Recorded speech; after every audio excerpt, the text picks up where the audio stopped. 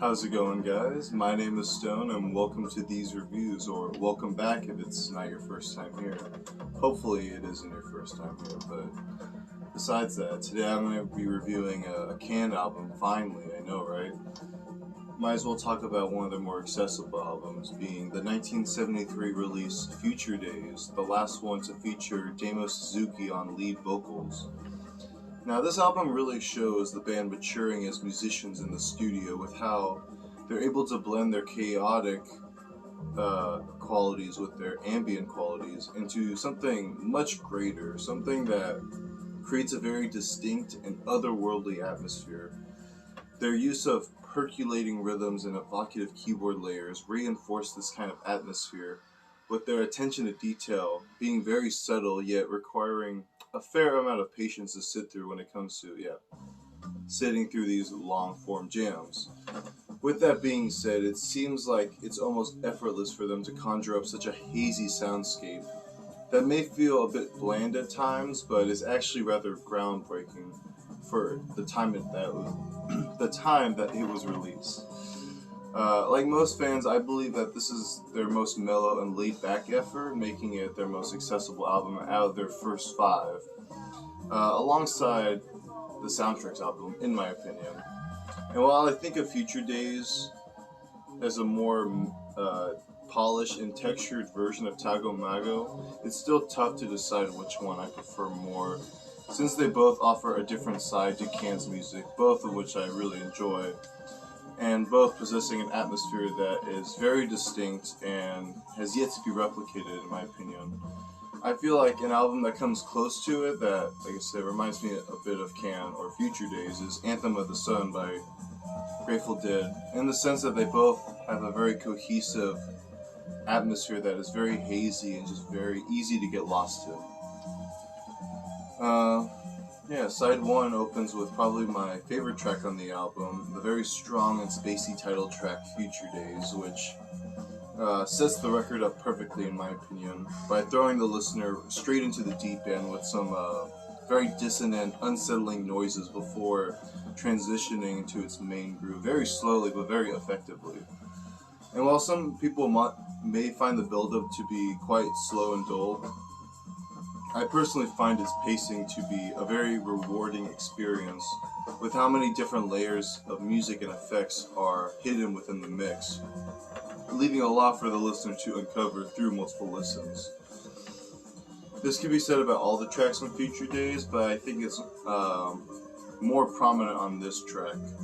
I also find the drum groove to be one of the best drum grooves to be featured on a studio or Can studio recording. It's just so melodic and it's just so complex, where for me at least, I love when I hear a song that it takes me multiple listens to really get the drum beat down, because it's just so, like I said, complex and just so interesting and so different than just a normal like 4x4 beat, which I really enjoy. And I think that's one of the specialties of Can's music, in my opinion, or at least what I really get out of their music. It's just the amazing drum work. I should know the drummer's name at the top of my head. I can't remember. I'll look it up later. I'll show you. But where was I? When it comes to the singing on this album as well as this track, I find that, well, I really admire how low Suzuki's vocals are in the mix, as it feels like you're getting submerged into the music with the vocalist. I also find his singing to be very melodic, even if you can't make out the lyrics that he apparently improvises, which honestly I think is pretty cool. Though it doesn't make much sense, you could like make your own sense out of it, or you could just admire it for being a bunch of random words. And while some of the sentences he would write, or some of the lyrics he would write, wouldn't make much sense, it still adds a certain uneasiness, or just provides more feel to the music, in my opinion. Overall, I find this song to be very magical, like the rest of the album, and is probably, well, like the rest of the album, is enhanced only by the amount of drugs that are in your system, because this music, along with this track, is very trippy. Then we get to the very percussive track, Spray, which immediately evokes a sense of danger and panic through its fast-paced rhythm section. The keyboards build upon this very well with some liquidy sound effects that again submerge the listener into this very hazy and dreamlike atmosphere. The feeling of danger is pretty present throughout most of the song before the song introduces another great vocal melody into the mix that always, I feel like, never like interrupts the song at all. I feel like Suzuki always knows when to come in and knows when to just let the music be, which I really admire. It's not all about just him singing or him trying to get the spotlight, at least, because the real magic is just all four of them together doing what they do best. I also like the guitar work that goes along with the vocals, seeing as it adds a gentleness and a rather melancholic feel to the song's conclusion, even if the song ends a bit abruptly. With that being said, though, I think it makes for a great precursor to the short yet powerful track Moonshake, which I find to be a perfect representation of Future Days. Not only is it the most accessible song on the album due to it being just 3 minutes long, but its driving rhythm and groovy bass work creates such a strong and moving atmosphere. And I like how it's more straightforward than any other track on here, yet it still captures that virtuosity that Can has in their music. And that no other band has been able to match, in my opinion. I also love the unique percussive solo that goes on in the middle of the track, which I like to think relates the song back to the weirdness of this album. I wouldn't say weird, but the peculiar sense of percussion on this album, which I really like. And yeah, overall, I find it to be a very catchy single and a very satisfying way to close side one. And as I've probably said in a lot of videos, makes you want to flip the vinyl over and see what's left. And while I do think the first side features a lot more variety and more experimentation, I think Bel Air, the only track that fills up side two, portrays Can's ability to perform these extended ethereal jams in a way that spirals out over the course of, for this song, I think 19 minutes. And they just do it very well, and they just do it at their own pace, and it doesn't feel forced at all, but there's definitely a lot of movements that I imagine were definitely planned and composed. It opens with a rather calming intro with Suzuki singing over the band in a rather relaxed manner, which complements the musicianship greatly. And I love how the song builds itself up into the next section where things become much more fast-paced thanks to the piercing guitar and off-kilter percussion, which, as always, is amazing. It continues in this direction before slowly shifting into another psychedelic and ambient atmosphere before fading out to the sounds of birds chirping, which for me, I think, can be a safe bet when it comes to psychedelic music, as it kind of makes you think you're outside in the environment and kind of adding to the musical environment of the track. I don't think it works all the time, however. On a song like Grantchester Meadows, it's done horribly. But on this track, it's like a nice little pause from what you've heard so far, because I think this is like halfway through the song where you get to the birds chirping. Now now that we're halfway through the track, they begin to reprise the first part of the song, albeit with a little more focus on the drum work, before going into another classic Can studio jam. And I will admit, as much as I do love the patience that comes with Can's music, I do find the second half of this song to not be as enthralling as the first, or maybe the weakest part of the entire album.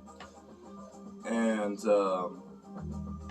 even though I do think the new listeners will have their minds blown listening to it, depending on how many drugs are in the system, of course. But it definitely took me multiple listens to really appreciate the jamming. I just feel like I had to make that note that there's some parts, I like less than others. You can't help it. But I mean, like I said, I've grown to really like it now, and find it to be some of Can's most hypnotic work. Just because whether you like these kind of jams or not, which I do, you can't deny their stellar musicianship that each player has in this song and how each instrument is intertwined with the rest.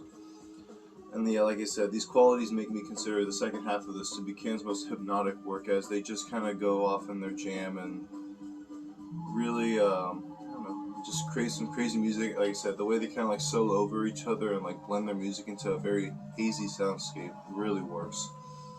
And with those 10 minutes passing, I really admire how it concludes on a rather schizophrenic note with the album pretending to close on some soft ambient keyboard sounds before bringing that groove back just for like a minute or so, then ending abruptly, kind of like the track Spray. So it's definitely a lot to sit through and may take multiple listens to get, kind of like Inagata de Vida, which took me some time to really appreciate the little jamming moments. I think this song's better though than Inagata de Vida, because there's definitely way more of a psychedelic atmosphere, and like I said, I feel like if you like Anthem of the Sun, you could definitely fall head over heels for this album, because I did at least, and I just really enjoy the cohesiveness that this album has, and it's definitely an album you can listen to in its entirety, and there's no other thing that'll really like take you out of the trippiness, I suppose.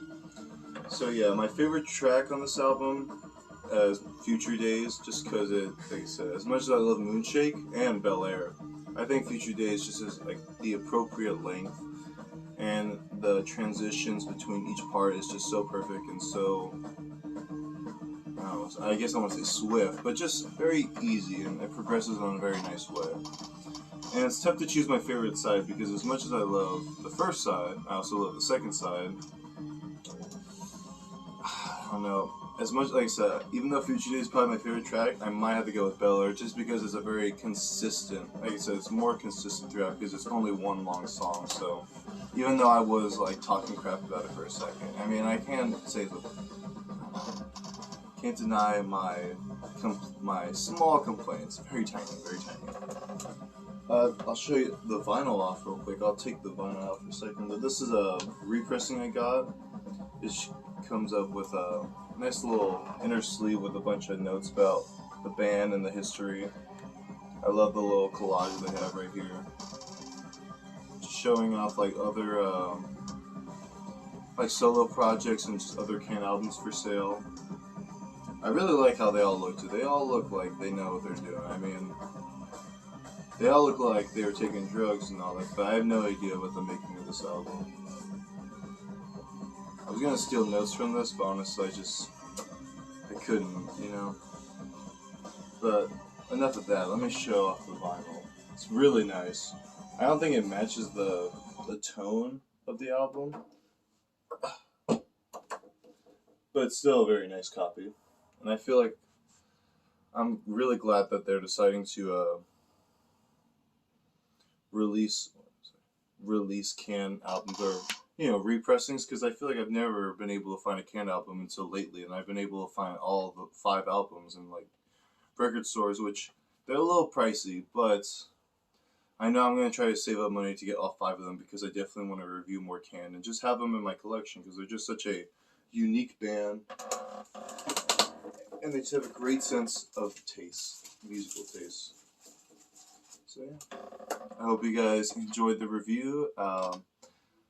Spoil for the next review, I plan to do a Zappa album. I won't say which one yet, but it'll be a lot of fun for me to kind of like prepare for, so I hope you guys will enjoy and watch it.